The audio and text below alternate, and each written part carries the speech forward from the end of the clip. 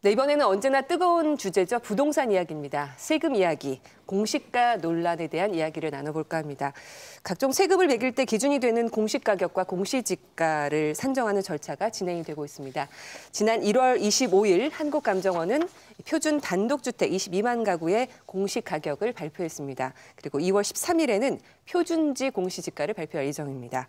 공시가를 시세에 가깝게 현실화한다는 정부 방침에 따라서 일부 지역의 공시가가 올랐습니다. 세금 폭탄론이 제기되고 있습니다. 공시가를 둘러싼 논란 자세히 짚어보도록 하겠습니다. 말은 길게 하시는데 하나도 못 알아듣겠어요. 네. 저도 숨이 찹니다. 네, 뭐 공시가, 공시지가 뭔 말인지를 모르겠습니다. 공시가격, 공시지가, 그리고 아까 표준지 공시지가, 표준 단독주택 뭐 이런 용어들이 있었습니다. 그러니까 이제 그 공시라는 말이 이제 쉽게 얘기하면 일반 국민들이 알 수 있게 보여준다는 거거든요. 그러니까 토지 가격이나 주택 가격을 조사를 해서 토지대장이나 가옥대장한테 적어서 일반 국민들이 알 수 있게 보여준다는 얘기예요. 그래서 주택에 대해서는 이제 공시가격, 토지에 대해서는 공시지가라는 이런 표현을 이제 쓰는 거죠.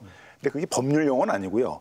법률의 정확한 용어는 이제 부동산 가격 공시에 관한 법률에는 이제 부동산에 대한 적정 가격을 매겨가지고 이제 공시를 하도록 이렇게 돼 있습니다. 그 적정 가격이라는 게 뭐냐 하면은 이제 통상의 시장에서 정상적인 거래를 했을 경우에 성립할 가능성이 가장 높은 가격. 그러니까 만일 거래가 진짜 있었으면 그 시세가 이제 바로 그 공시 가격이 돼야 되겠죠.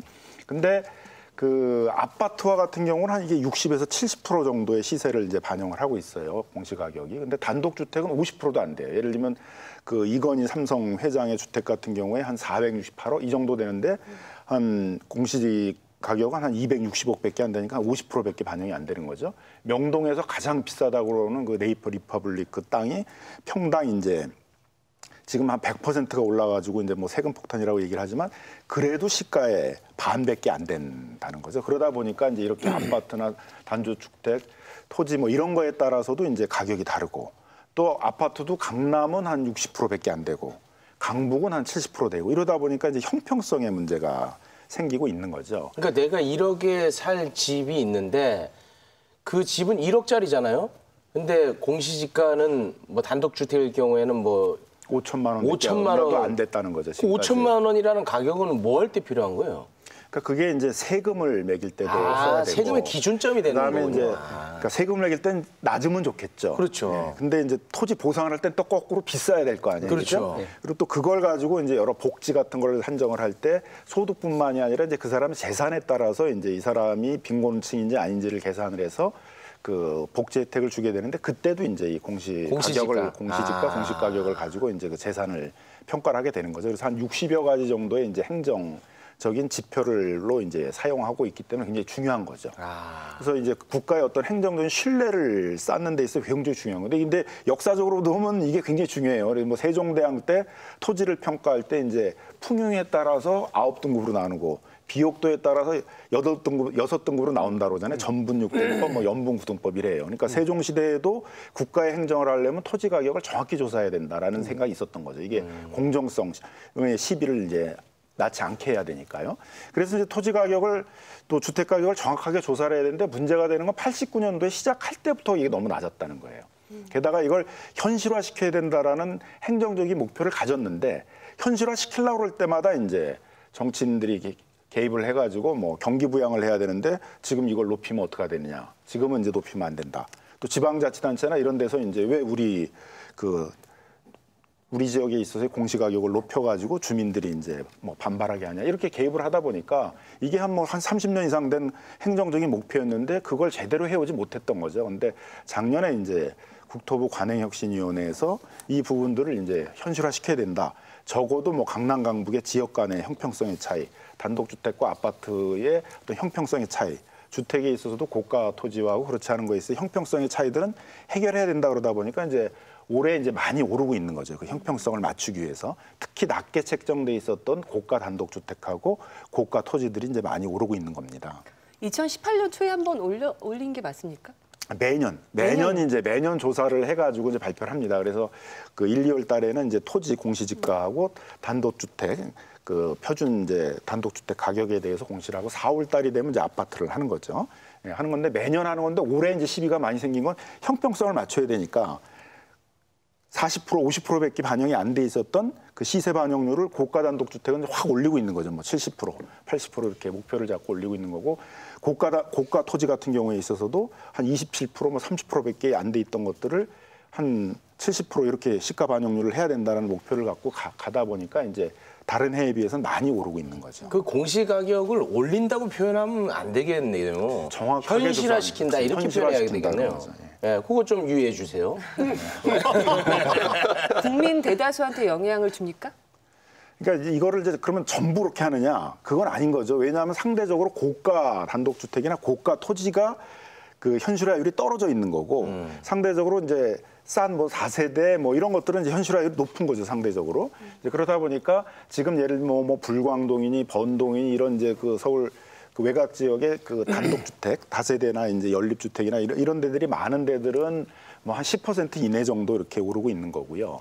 근데 이제 뭐 강남, 서초 이런 데 고가 주택들이 많은 단독주택이 많은데 한남동 뭐 이런 데들은 굉장히 많이 오르고 있는 거고 토지 가격도 마찬가지로 공시지가도 명동이니 이런 이제 고가 토지가 있는 데들은 공시지가가 많이 오르고 있는 거죠. 그 희한하네요. 그 공시가격이 오히려 고가일수록 더 이렇게 높았어야 될 것 같은데 그거는 이상하게 또 낮고 그 왜 그랬을까요? 매년 달라질 수 있는 거죠, 그러면. 아니 이제 그거는 매년 달라지면 안 되죠. 가능하면 정확하게 조사가 돼야 되는데 현실화율을 제대로 반영하지 않고 그것도 이제 뭐 아파트와 단독주택을 따르게 지역마다 따르게 하다 보니까 현실화율이 이렇게 너무 들쭉날쭉한 거죠. 그러니까 형평성에 문제가 생겨서 서민들의 입장에서는 뭐 예를 들면은 보유세를 내가 7만 원 내다가 10만 원 내게 됐어요. 그 3만 원이 이제 세금 폭탄이라고 생각하진 않는데 서민들의 입장에서는 왜 내 건 올려? 저기 고가 주택이나 그렇지. 고가 토지에 대해서는 제대로 현실화를 시켜가지고 제대로 세금을 안 매기면서 왜 내 거를 매기냐는 이제 공정성의 시비를 제기하고 있는 거죠. 네. 근데 그런 심리를 파고들어가지고 일부 이제 보수 언론에서는 그게 세금 폭탄이다. 서민들에게 세금 폭탄을 안겼다. 이런 식의 이제 어떤 공격을 하고 있는 거죠. 이거를 살펴보면 이게 현실화율이 적정한지 적정하지 않은지 우리가 판단할 수 있을 것 같은데 제가 이제 한 국회의원 사례를 들어볼게요. 압구정 신현대 아파트에 전용 면적 183제곱미터에 사시는 분이에요. 전용 면적 183제곱미터면 굉장히 큰 아파트고 압구정동 신현대 아파트면은 지금 시세가 찾아보니까 지난해 9월에 거래된 게 39억 원입니다. 이 아파트가. 근데 2009년부터 이분이 뭐 재산세 공개를 다 하는 분들이니까 국회의원은 2009년부터 2015년까지 이분이 재산세는 보통 한 300만 원대 내고 종부세는 수십만 원대 내요. 1년에 4, 500만 원밖에 안 돼요. 그러면 시가 대비 아무리 따져봐도 0.2%입니다. 실효세율이. 그러면 OECD 평균 재산세가 우리가 1%라고 이야기를 하잖아요. 그러면 5분의 1 수준이에요. 그러니까 종부세를 많이 거친다고 많이 걷는다고 하지만 2013년에 이분이 67만 4천 원 냈어요. 2014년에 57만 원, 2015년에 87만 6천 원 냈습니다. 굉장히 좀 적은 수준인 것이고 그다음에 폭탄보다는 콩알탄도 안 돼요. 콩알탄도 안 돼요. 네, 콩알탄도 안 됩니다. 근데 2012년에 경제가 안 좋아져서 강남권 아파트가 폭락을 했습니다. 이때 압구정 신현대 아파트 이 동일평형도 4억 원 넘게 폭락했어요. 실거래가에 실제로 나오고 공시가격 얼마를 깎아줬냐면 제가 이거 다 확인한 건데 공시가격이 3억 5천만 원 깎아줬습니다. 동일평형에. 그런데 2016년에 4억 5천만 원 넘게 올랐어요. 그런데 이때는 공시가격이 얼마 올랐냐? 1억 7천만 원밖에 안 올랐어요. 이런 식으로 오를 때와 내릴 때가. 그렇죠. 그러니까 시세가 급등한 강남권 지역의 아파트들 소유주들은 굉장한 세제 혜택을 굉장히 오랫동안 그것도 10억 단위로 받아온 사람들도 굉장히 많다. 이건 특혜입니다. 그렇죠. 소급해서 받아내야 돼요. 그렇죠. 그런 거를 생각하면 지금 현재 이게 이쪽 지역 그다음에 초고가 단독주택들을 2배 이상 올린다라고 하는 게 어떤 의미가 있는 건지 좀 별 의미 없다. 세금 폭탄 아닙니다, 이거는. 네, 지난해 12월에 이제 한국감정원이 표준주와 표준 단독주택의 공시 예정 가격을 공개한 이후에 이제 관련 보도가 쏟아져 나왔었는데요. 고가 단독주택 공시 가격이 크게 뛰었다. 세금 폭탄, 보유세 폭탄 이런 프레임의 기사들을 내보냈습니다. 실제로 뭐 조선일보 같은 경우는 공시가 1년 새 5억에서 10억, 단독주택 보유세 폭탄 이런 제목의 기사를 냈고요. 또 한국일보는 서울 고가 단독주택 공시가 최대 185% 오른다. 세금 폭탄 예고. 한국경제 한남동 고가주택 내년 공시가격 50% 이상 올라. 세금 폭탄 예고. 거의 비슷합니다. 서울경제 14억에서 40억, 26억이 84억, 단독주택 공시가 폭탄이란 제목 기사를 쏟아냈습니다. 조선일보 기사를 좀 자세히 봤었는데요. 뭐 초고가 주택에 관해서는 뭐 그렇게 말씀하실 수 있지만 예로 든 그 집은 마포구 2층 집 소유자 A 씨의 보유세 변화를 처음에 내보였습니다. 마포구 2층짜리 다가구 주택 공시가격이 4억 8,900만 원에서 1년 만에 9억 7,300만 원으로 2배가 된 것. 김 씨는 세무사한테 물어보니 28년 된 집에 올해 64만 원 붙었던 재산세가 3년 뒤엔 220만 원까지 오르게 됐다더라. 1층과 지하층 세줘서 받는 돈이 연 1,000여만 원 외에는 별다른 수입도 없는데 너무한 것 아니냐. 뭐 항상 보는 듯한 느낌의 그렇지만 일단 고가주택으로 뭐 초고가 주택으로 예를 든 것은 아니고 어떻게 보면 저희 중산층 뭐 이런 사람들의 예를 들었기 때문에 좀 더 사람들이 이렇게 폭탄이라는 느낌을 더 많이 받지 않을까라는 생각도 들거든요. 이건 조금 억울할 것 같은데. 이거는 좀 문제 있을 것 같은데요. 아니 그러니까 이게 그 언론이 동원하는 프레임이 두 가지인 것 같아요. 저는 노인, 그다음에 중산층을 확대시켜요. 그러니까 서울에 단독주택을 소유한 분 이게 이제 시가는 또 드러나지 않지 않습니까? 연남동이랄지 상수동에 단독주택들이 굉장히 많이 올랐거든요. 그리고 이분 같은 경우는 월세를 받는다고 보면 이게 이제 근린 생활시설로 분류된 상권이 실제로 있는 어떤 주택일 수도 있는 것이고 그래서 복합적으로 사용할 수 있는 주택일 가능성이 높은데 이런저런 정보는 전혀 내놓지 않고 특히 시가, 현재 시세가 지금 얼마냐에 관해서는 이야기를 하지 않고 노인 프레임과 이 사람들도 중산층인데 중산층도 타격을 받는다라는 그 프레임으로 가져간다는 것이죠. 지금 단독주택의 공시가격이 10억이 됐다 그러게 되면은 현실의 시가는 이제 20억. 뭐 적어도 뭐 그 20억 가까이 되는 거죠. 그러니까 이제 그런 점을 다 생략해 버리면은 이제 그런 뭐 어려운 노인이 굉장히 서민인데 서민이 세금 폭탄 맞는다. 그러니까 세금 폭탄론에 대해서 이제 주로 고가 토지라든가 고가 단독주택에 대한 얘기를 하면은 세금 폭탄론이 잘 먹히질 않으니까 좀 세금 폭탄론이라는 또 프레임을 만들고 그 프레임에 맞는 소재들을 계속 지금 찾으려고 하는 것들인데 이제 그런 부분들로 주로 노인이 사는 집들 이제 뭐 이런 부분들을 찾아가지고 계속 이제 하는데 뭐 팩트나 이제 이런 거에 있어서 상당히 이제 그 사실이 아닌 부분들도 많이 있고 그 다음에 이제 다른 정보들을 생략해 버리니까 마치 굉장히 많은 서민들이 이제 그 공시가격이 올라서 많은 보유세를 내게 되는 것처럼 이제 그렇게 얘기를 하고 있는 거죠. 괜히 부자를 걱정해 줬네요. 저는 이런 보도에 되게 뭐 전에도 많이 지적을 했습니다만 핵심적인 불만은 그러니까 세금 폭탄이나 보유세 폭탄이라고 하는 어떤 용어나 명칭을 통해서 얻고자 하는 구체적인 이득이 뭘까라는 거예요. 이 신문들의 또는 이 언론들의. 근데 만약에 이게 예를 들면 이제 보수주의자들 또는 정책 보수나 경제적 보수에서는 국가가 많은 세금을 걷어가는 것은 타당하지 않다라는 철학을 가지고 있는 경우들이 있어요. 그러니까 자유지상주의적인 철학. 그것에 근거를 둬서 나온 국가가 어쨌든 세금을 많이 걷는 게 옳지 않다라고 하는 어떤 철학의 바탕에서 나오는 거면 그나마 이념적으로도 이해가 갑니다. 근데 이런 신문들은 사실은 그와 같은 측면의 문제 제기를 지속적으로 해온 일관된 이념지들이 아니에요. 이른바 보수지라고 얘기되지만 실제로 미국에서 예를 들면 공화당 주의자들이 가지고 있는 자유시장론 또 내지 국가의 최소국가론 이런 것들에 전반적으로 동의하는 형태들을 가지고 있는 데가 아니에요. 어떨 때는 국가가 훨씬 더 많은 세금 걷고서 쓰고 이래야 된다라고 하는 자기 철학하고 어긋난 것들도 얘기 많이 하거든요. 근데 유독 이 부분에 있어서는 불만을 자극하기 위한 그런 철학들을 가져다 쓰고 있다는 거죠. 장 교수님. 저는 이 세금 폭탄이라는 표현을 볼 때마다 상당히 좀 거슬리고 저는 이런 표현을 좋아하지 않거든요. 왜냐하면은 우리가 이제 예를 들어 장기적으로 복지국가를 향해서 나가려고 한다면은 세수가 필요한 거거든요. 그러니까 더 중요한 문제는 세금을 걷어서 어디에 어떻게 쓰느냐가 더 중요한 거고 우리가 맨날 뭐 북구 유럽 국가들 복지국가다 우리가 저쪽으로 가야 된다 저런 방향으로 가야 된다 하면 하는데 그 나라들은 세금 엄청나게 많이 내요. 그러니까 세금을 많이 내는 것 자체가 마치 절대악인 것처럼 전제하는 그런 프레임은 저로서는 상당히 불편하더라고요. 세금 폭탄론이라는 프레임을 만들고 역으로 이걸 하다 보니까 이제 온갖 것들을 많이 건드리고 있어요. 뭐 이것 때문에 뭐 건보료가 많이 오른다, 뭐 이것 때문에 기초연금이 많이 오른다, 이것 때문에 수급자에 많이 탈락할 수 있다, 이제 이런 얘기를 많이 하는데. 그것도 좀 짚어보죠. 예. 근데 이제 사실 엄밀히 얘기하게 되면 모든 행정이 인프라가 되는 거니까 토지 가격은 정확하게 가능하면 공정하게 형평성을 위해서 조사를 하고 그게 어떤 복지 정책에 영향을 준 복지 정책에서의 지수나 이런 것들을 조정하면 되는 문제이거든요. 그리고 정부도 그런 게 필요하게 되면 하겠다라고 이제 하고 있는 거죠. 근데 자꾸 이제 사실 그것도 이제 팩트가 정확하지 않은 데다가 이게 복지에 영향을 많이 줄 수 있으니까 정확하게 조사를 하면 안 된다. 이런 건 너무 좀 분말이 전도된 얘기가 돼버리잖아요. 그러니까 정확하게 조사를 하고 그게 복지에 영향을 주게 되면 뭐 그것들은 정부가 지수나 조정률이나 이런 것들을 통해서 조정하도록 하는 것들이 바람직한 것이죠. 뭐가 아주 탐탁치 않아 보이네요.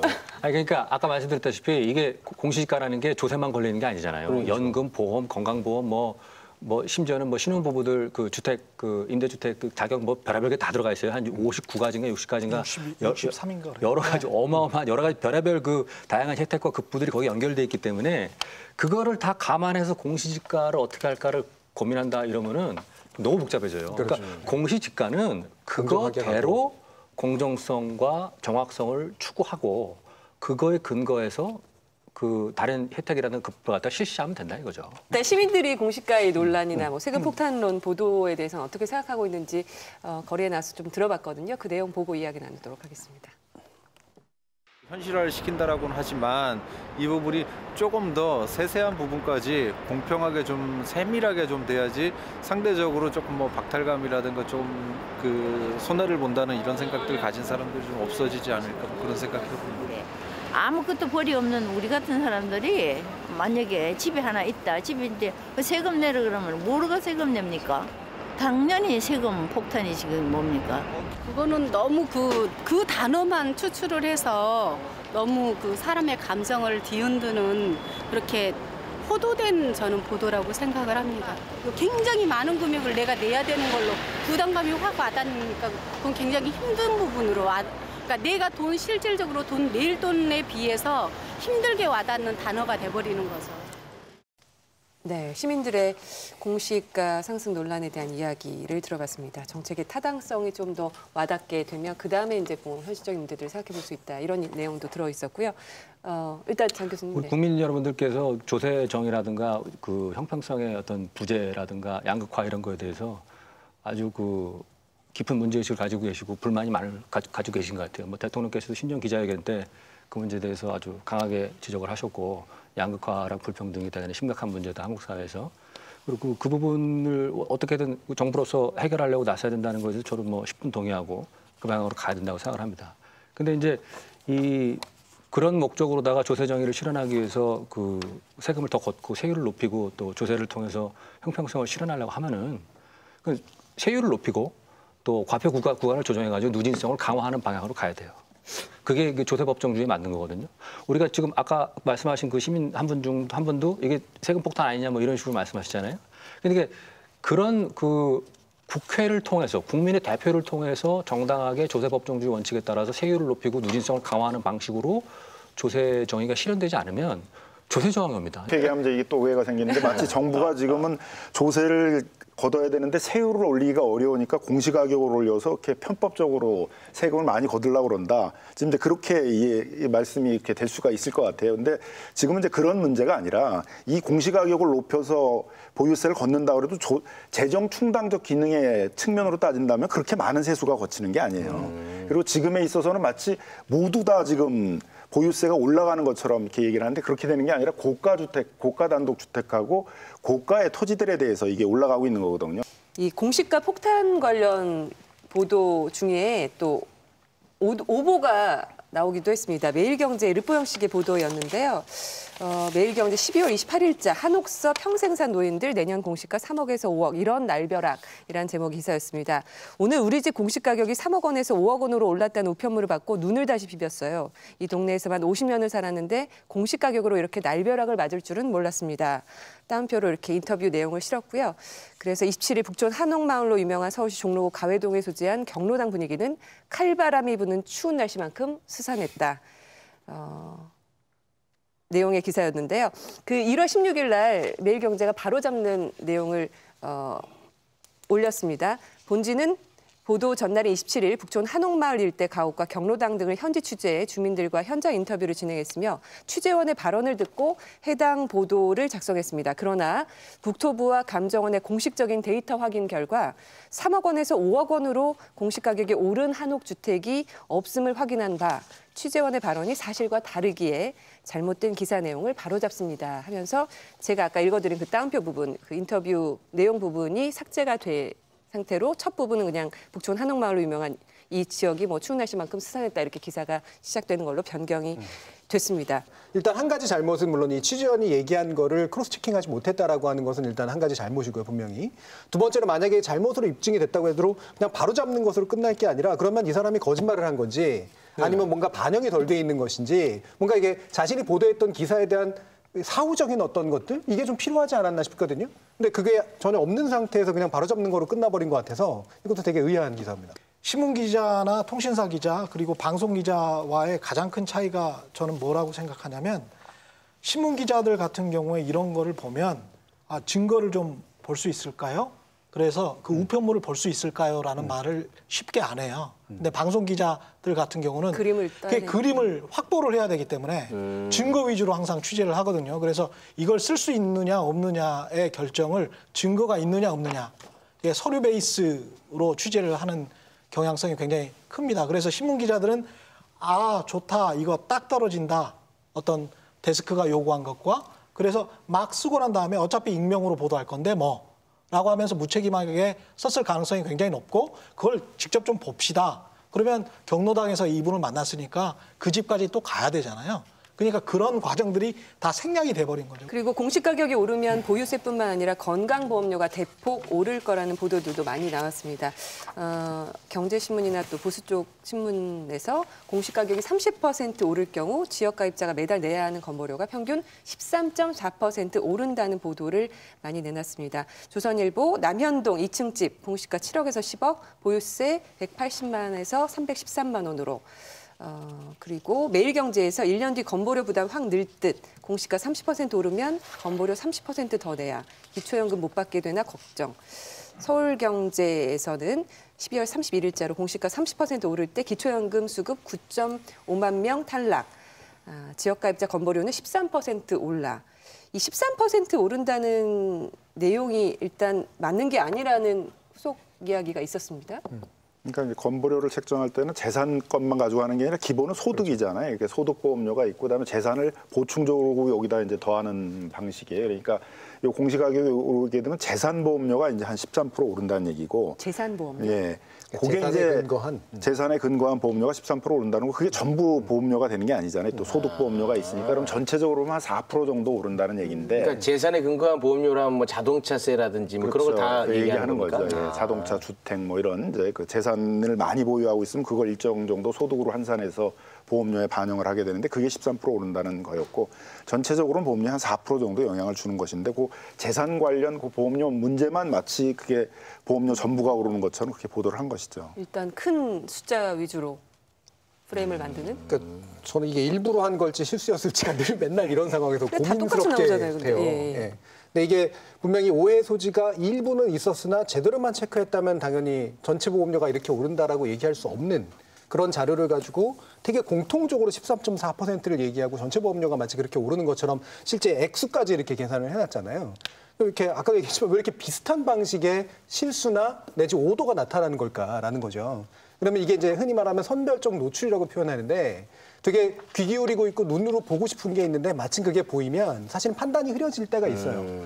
그리고 그 판단이 흐려진 거를 재반복하는 거죠. 이제 이른바 받아쓰기 보도를 하거나 이런 방식으로 하면서 실제로 원 문서는 체크하지 않은 채 이제 그거를 그대로 받아 써가지고 이제 해버리는 그런 경향들이 생기기 때문에 지금 나와 있는 경우들 같은 경우는 공통적으로 선별적 노출의 성향을 가지고 있는 특정한 이런 부분에 그런 언론의 어떤 행태였다고 볼 수가 있을 것 같아요. 네, 이 같은 기사 내용 안에서 또 다르게 제기된 문제는 노인 기초연금 수급자가 탈락할 것이다. 이런 사례가 속출할 것이다라는 보도였습니다. 조선일보 1월 9일자 30% 상승된 기초연금 9만 명 탈락. 한국경제 1월 9일자 집 가진 저소득 노인 기초연금 탈락 속출한다. 매일경제 12월 28일자 기초연금 못 받게 되나 걱정. 재산 소득 환상이 늘면 하위 70% 기준 탈락. 서울경제 12월 31일자 공시가 30% 오를 때 기초연금 수급 9만 5천 명 탈락 이렇게 기사 제목을 뽑았습니다. 일단 이 내용은 팩트인 거죠? 탈락은 탈락되는 거죠? 그러니까 이제 두 가지 측면이 있는 거죠. 일단은 기초연금은 전체 소득 그 노인들 중에 70%만을 대상으로 하는 거거든요. 하위소득 70%. 하위소득 70%를 대상으로 하는 건데 이게 공정하게 되는 거죠. 엄밀히 얘기하게 되면 비싼 재산들을 많이 갖고 있었던 분들이 기초연금을 받고 있었던 거고 원래는 기초연금을 받아야 될 분들이 못 받고 있었던 거잖아요. 그러니까 어차피 전체적인 그 기초연금을 받아야 되는 대상 숫자는 정해져 있는 거거든요. 그러니까 어떻게 보면 억울하게 못 받았던 분이 거기 포함이 된 거고 뭐 그분은 동의하지 않겠지만 상대적으로 좀 비싼 재산을 갖고 있었었는데 그럼에도 불구하고 기초연금을 받았던 분들 중에 이제 일부가 탈락하게 되는 문제가 있는 거죠. 그래서 그런 쪽으로 기사는 거의 안 나왔잖아요. 그냥 탈락 뭐 이렇게만 나오니까. 그러니까 이제 마치 숫자는 똑같아요. 전체적인 숫자는 똑같은데 이제 그렇죠. 마치 전체적으로 줄어드는 것 같은 그런 인상을 주거든요. 그러니까 복지 혜택이 줄어드는 것처럼 하는데 그런 게 아니라 전체적인 숫자는 똑같고 거기에 이제 탈락하고 들어가는 사람이 이제 생기는 거니까 그 자체도 어떻게 보면 형평성을 조절하는 그런 과정으로 이제 봐야 될 것이고요.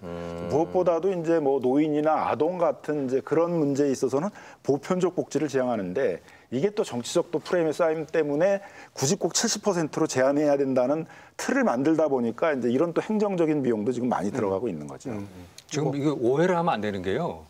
지금 공시지가가 재산정되면은 재산이 재산정되는 거잖아요. 근데 그의 결과로서 건강보험료가 늘어난다 이거죠. 그럼 재산과 건강보험료의 관계는 아무 문제가 없는 거예요. 원래 그렇게 하기로 한 겁니다. 건강보험료를 얼마나 부담해야 되느냐. 그것은 그 사람의 재산과 소득에 근거해서 건강보험료를 부과하자는 원칙에 대해서 우리 국민들이 합의한 거잖아요. 그럼 뭐가 문제인가 해서? 그렇죠. 문제가 없는 거죠, 사실은. 다만 이제 이렇게는 볼 수 있어요. 예를 들어서 뭐 여기서 지금 이제 퍼센티지가 높지 않다고 나옵니다만은 가정을 해봤을 때 그게 너무 급격하게 올라간다 그러면은 이제 그거를 내야 되는 사람 입장에서는 그분이 상당히 좀 불편하게 느끼거나 괴롭게 느낄 수도 있기 때문에 점진적으로 올라가는 게 바람직하다 정도는 얘기할 수 있지만은 마치 내 재산에 대한 평가가 올라가서 그 결과로 건강보험료를 많이 내는 것이 그 자체로 무슨 문제가 있기라도 한 것처럼 하면은 그건 전제가 잘못된 거죠. 그러니까 이것도 이제 프레임이 있어서 세금 폭탄론을 얘기하는데 폭탄론이 되려면 일단 많이 올랐다가 나와야 되잖아요. 그러니까 4% 올랐다 그러면 이게 폭탄이냐 이런 느낌이 안 오잖아요. 근데 13% 그러면 폭탄이라는 좀 느낌이 오잖아요. 그러니까 약간은 그 세금 폭탄론이라는 좀 프레임에 맞춰서 기사를 좀 쓰려고 했다라는 것들이 언뜻 보이는 거죠. 그다음에 이제 기초연금은 또 문제가 되는 게 부자들이 세금 폭탄을 맞았다 이런 건 별로 이렇게 반발이 없단 말인데 서민들이 세금 폭탄을 맞았다가 돼야지만 이 프레임이 성공을 하는 거니까 굳이 또 그 기초연금을 받는 노인 이런 부분들에서 마치 탈락하게 돼가지고 세금 폭탄에 피해가 있는 것처럼 이렇게 좀 프레임에 맞추다 보니까 조금 현실하고는 그 프레임이 좀 안 맞는 측면들이 여기 나타나는 거죠. 저는 기초연금 탈락 이 부분의 보도에서 불쾌한 이유가 사실은 말씀 지금 나온 것처럼 어쨌든 이 복지 정책이 가지는 지향은 똑같잖아요. 네. 그러니까 하위 70%에게 뭔가 보조를 해주겠다라는 게 변한 게 아니란 말이에요. 그러면 그중에 새로 들어오는 분과 다시 말하면 약간의 수혜를 더 받게 된 분과 그걸 수혜를 못 받게 된 부분의 차이가 생긴 거죠. 그러면 누군가는 이럴 수 있습니다. 당신 쫓겨난 게 당신 탓이 아닌데 불만이 가질 필요 있어. 라고 할 수도 있고 누군가는 야 우리 덕분에 이 정책 덕분에 당신이 들어왔으니까 얼마나 좋아. 이걸 자극할 수도 있어요.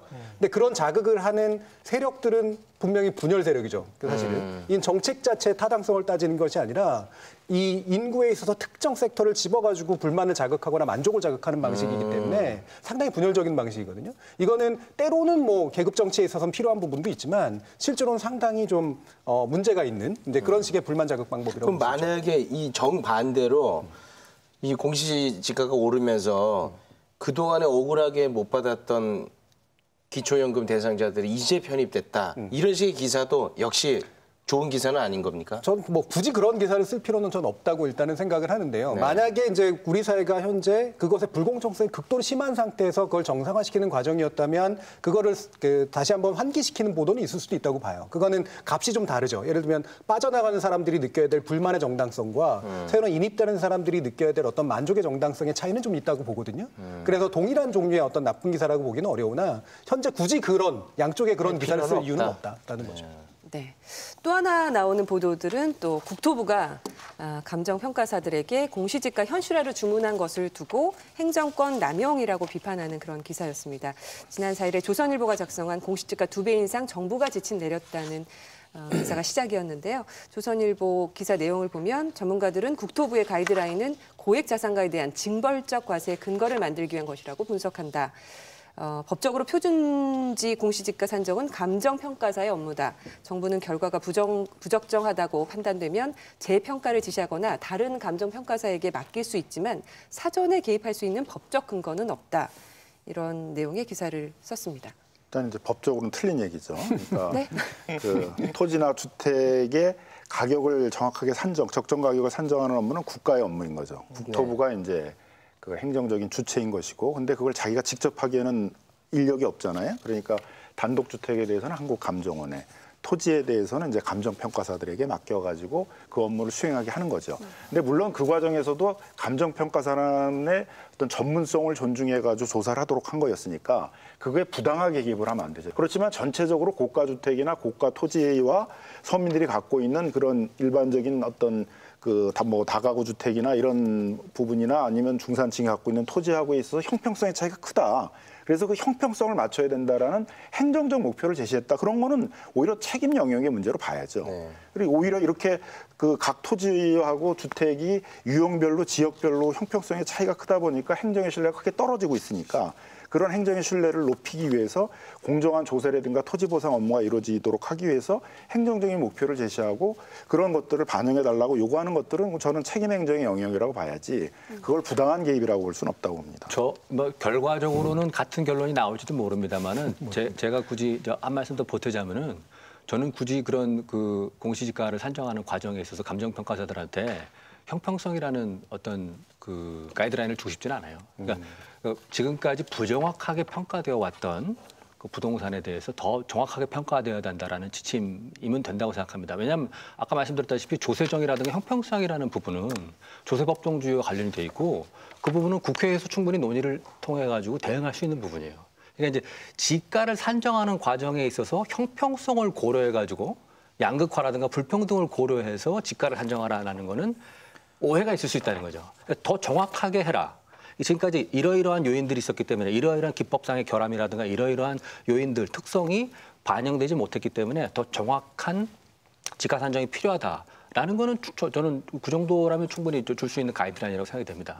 근데 정부가 나서가지고 감정평가사들한테 또는 감정원에다가 예를 들어서 지가 그 현실화의 그 공시지가 현실화의 속도라든가 방향성이라든가 형평성이라든가 이런 또는 어떤 특정 계층 또는 어떤 특정 종류의 부동산을 찍어가지고 이게 형평성에 문제가 있으니까 이 부분을 개선해라라고 하게 된다면은 감정평가사들 입장에서는 형평성을 개선하는 것이 감정평가의 주 업무인가라는 의문이 들 수도 있다고 생각해요. 형평성이라는 단어는 좀 약간 보편 타당한 표현 아닙니까? 그렇긴 하죠. 그러니까 뭐 같은 얘기일 수도 있는데요. 그럼 결국은 고가 주택이나 고가 단독 주택이 부정확하게 조사됐다. 훨씬 더 많이 부정확하게 조사됐으니까 훨씬 많이 부정확하게 조사돼 있는 고가 토지나 그건 이제 정확한 지침이 되는 거죠. 토지에 대해서는 좀 더 정확하게 조사를 해가지고 현실을 반영할 수 있게 그렇게 하라. 그런 내용인 거잖아요. 그게 형평성이죠. 실제로 보도 내용을 보면 정부가 상당히 모호하게 이야기를 하고 있거든요. 그러니까 이제 장 교수님 말씀하시는 대로 어떤 행정적으로 정부가 그 권한 하에서 형평성을 맞춰라라는 이야기를 했고 거기에 관해서 민간평가사들 일부가 조선일보에 인터뷰를 하면서 그게 어떻게 전해졌는지 그리고 조선일보가 어떻게 썼는지는 지금 팩트 보도가 아닌 거예요. 아무도 모르는 상황인 겁니다. 그러니까 어떤 전제하에서 정부가 지금 어떻게 이야기를 구두로 이야기를 했는지가 정확히 나오지 않는 상황에서 가정하에서 정부가 이런 것을 했다면 불법이다 아니다라고 말하는 것 자체가 저는 어불성설이라고 보고요. 그다음에 이제 언론에서 동원하는 이런 단어들 있지 않습니까?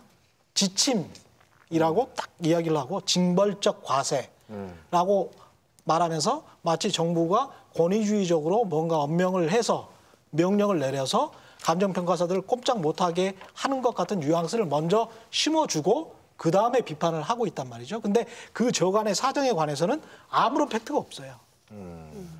조선일보 보도 이후에 동아일보는 정부 감평사의 공시지가 참고 가격까지 제시라는 제목으로 공시가격 현실화라는 정책 목표를 위해 무리하게 개입하고 있다는 비판이 나온다. 이런 내용을 적었고요. 문화일보는 1월 7일자 사설에서 단독 다가구 주택 공시가 징벌적 인상은 안 된다. 해서 국토부 관리가 감정평가사들에게 고가주택, 토지 가격을 대폭 끌어올리라는 가이드라인을 제시한 사실도 드러났다. 징벌적 과세 기류까지 감지된다. 국토부가 구체적 사전 지침까지 내린 것은 위법 소지가 크다. 이런 내용의 기사를 또 올렸습니다. 서울경제는 1월 7일자 기자의 눈 커지는 공시지가 관치 논란이라는 또 제목의 기사를 썼는데요. 정부가 이번에 시도한 공시가격 산정 개입은 기준도 절차도 도무지 이해할 수 없는 것 투성이다. 이렇게 파급력이 큰 정책사항을 결정하는데 로드맵도 공문도 심지어 어떤 기준으로 참고 가격을 산정하는지도 아무것도 공개된 것이 없다. 이런 식의 원칙 없는 절차는 언제든 정권의 입맛에 따라 변형되고 악용될 수 있다. 한국경제 1월 10일자 김정호 칼럼에서 국민을 세금으로 벌주는 나라라는 제목의 칼럼을 썼습니다. 부자들을 질투하고 건전한 소득을 징벌하는 사회가 발전할 리 없다. 세금은 넓은 세원, 낮은 세율이 원칙이다. 편가르는 부자 증세만 횡행한다. 이게 어떻게 공정사회인가. 이런 기사들을 쏟아냈습니다. 이 한국경제 칼럼이 국민을 세금으로 벌주는 나라에서 아주 1% 정도밖에 해당되지 않는 인구일 수 있는데 국민 전체로 일반화시켜버리는 측면이 있다는 거죠. 그래서 다 국민으로 보여지게 만들고 사실은 이걸 정확하게 팩트에 기반해서 이야기를 하자면 부자에게 세금을 더 걷는 나라, 더 내게 하는 나라 이렇게 이야기를 한다면 이렇게 정의를 하고 시작을 한다면 그게 더 팩트에 기반한 보도나 칼럼인 것이고 이것은 일종의 선전선동으로밖에 보이지가 않는다는 것이죠. 이 문제가 사실 대단히 중요하고 민감한 문제이고 뭐 올해만 그런 게 아니라 지난 수십 년째 계속해서 핫 이슈였는데 저는 이 문제에 관련된 언론들 보면서 한 가지만 아쉬웠던 거는 이 재산세 문제라든가 뭐 보유세의 어떤 형평성 문제라든가 공시지가의 적정성 문제는 우리나라만 갖고 있는 문제가 아니에요. 일본도 갖고 있고 미국도 갖고 있고 뭐 유럽의 뭐 근대적인 경제 체제를 갖고 있는 나라들은 다 갖고 있는 문제거든요. 그럼 이제 다른 나라들은 공시지가를 어떻게 산정하는지, 재산세를 어떻게 부과하는지, 그거에 대한 조세장은 없는지, 어떤 식으로다가 이거 슬기롭게 이걸 해결하고 있는지 그런 거를 좀 취재해서 설명을 해줬으면 상당히 독자들이 관심 있게 봤을 것 같은데 별로 보이지가 않더라고요. 간간히 나오는데 그것도 취사 선택을 합니다. 그리고 상당히 좀 아쉬웠던 부분이에요. 네. 네.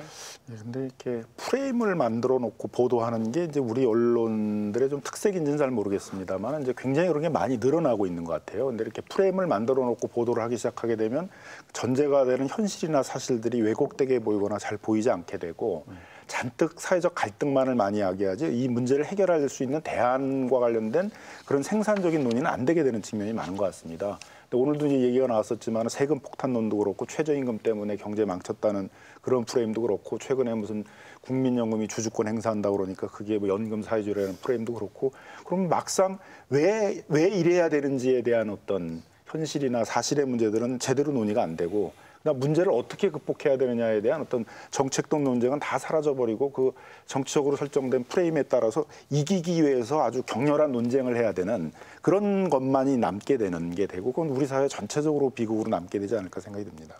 네. 최욱 씨 남들이 부러워할지도 몰라요 이제. 보유세나 뭐 이런 거 낼 거 하나도 없었고 그래도 일 많이 하셔서 거의 뭐 프리랜서들은 소득의 반을 내시죠? 거의 50% 내시죠? 그렇진 않죠. 정확한 건 모릅니다. 장부승 교수님하고 김남근 변호사의 갈등이 참 꿀잼이었어요. 갈등? 저는 왜 갈등을 전제하시나? 경로보도입니다.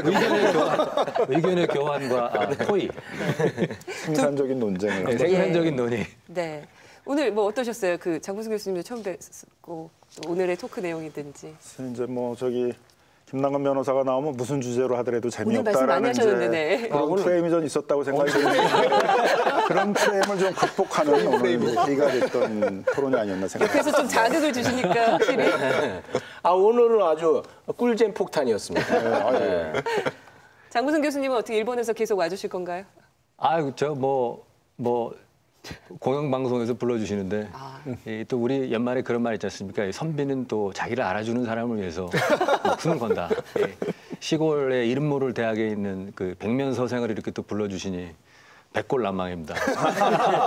댓글에 보이더라고요. 누구신지 도대체. 일본 교수라고. 네, 다음 기회에 나와주셨으면 고맙겠습니다. 오늘 두 분 감사하고요. 저널리즘 토크쇼 J 오늘 준비한 내용은 여기까지입니다. 이 방송 KBS 1TV, 마이케이 푹, 유튜브, 페이스북을 통해서도 만나실 수 있습니다. 언론의 관행은 여러분이 바꿀 수 있습니다. 저희는 다음 주에는 일요일 밤 10시 20분, 10분 앞당겨서 찾아뵙도록 하겠습니다. 고맙습니다.